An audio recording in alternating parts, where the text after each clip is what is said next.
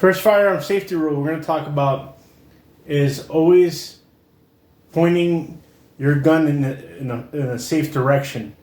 Okay, we're going to refer to the 3 firearm safety rules by the National Rifle Association. I'm using this training tool and as a way of demonstrating some things. When they refer to pointing in a safe direction, is that when the gun is out of the holster, they're referring to that this part of the portion of the gun is pointed in a safe direction, like towards the target, towards a threat, towards a place that you're going to shoot intentionally. Because if you squeeze that trigger, that round goes off, anything that goes out of that gun is going to destroy anything that gun's pointing at. So you're pointing intentionally or unintentionally, and you either pull the trigger, and there have been instances where a person has either dropped the gun or the gun has rubbed against something in a purse or somewhere and gone off and either killed the person that was carrying the gun or killed a person that was a bystander. So very important safety rule. The next one is going to be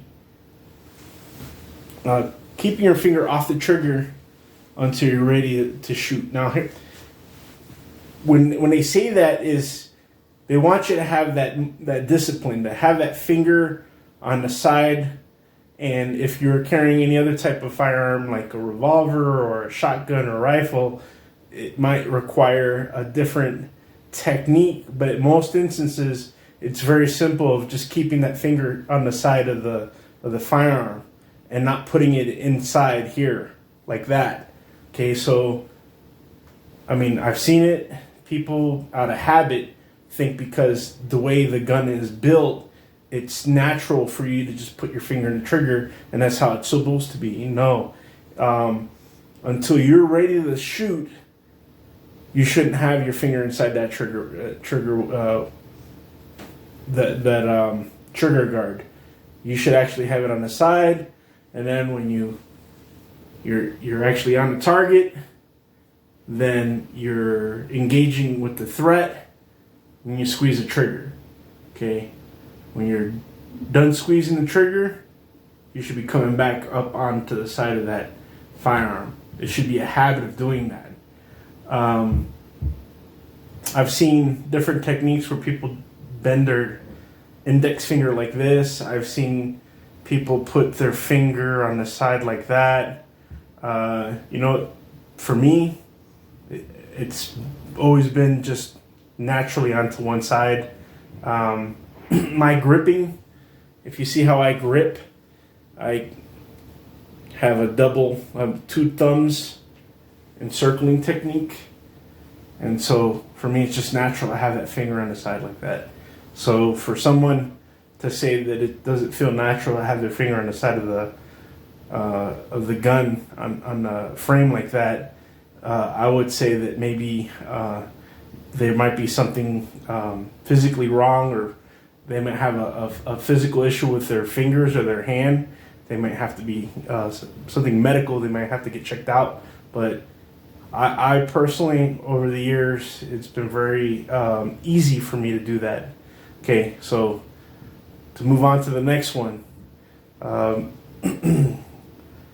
Always keep your gun unloaded until you're ready to use it. Now, so when you're in concealed carry or you're at the range, you should have a loaded firearm when you're intending to use it.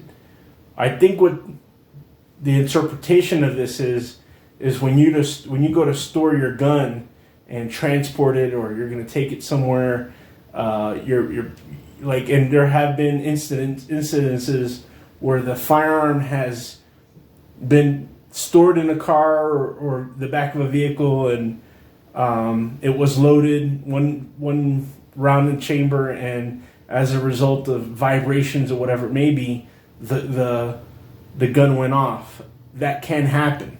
So I could see where there are many instances where there's safety concerns, or somebody goes to pick it up that's not familiar with firearm safety, and the first thing they do is they pick it up, and they pick it up by the handguard, and they hold the trigger, and the gun goes off.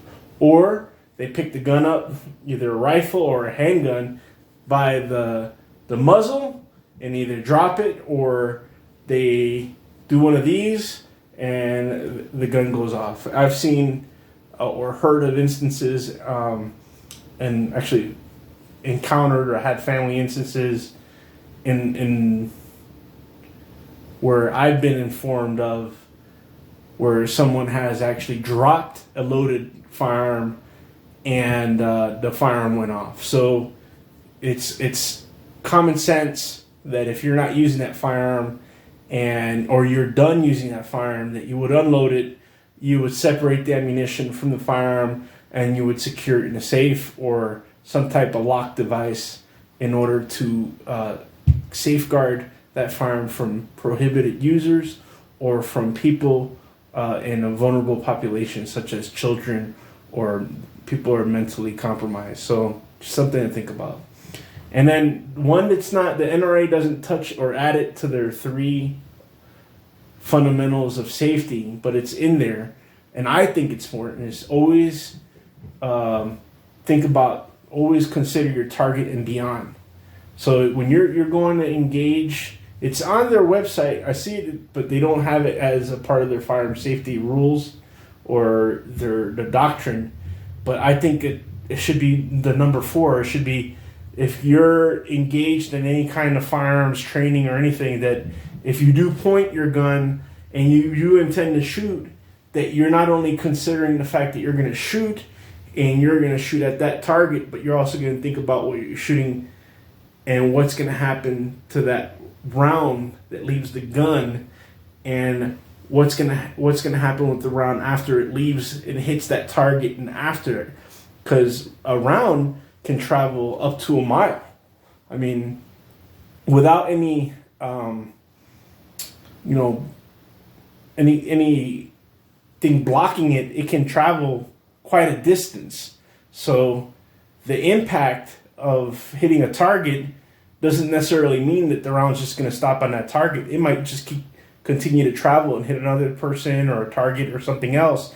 So something to think about. That also, ammunition, a round, a bullet can bounce. So there's all these things that you have to consider if you're for using it for defensive carry at home or any other situation, that you consider your target and beyond.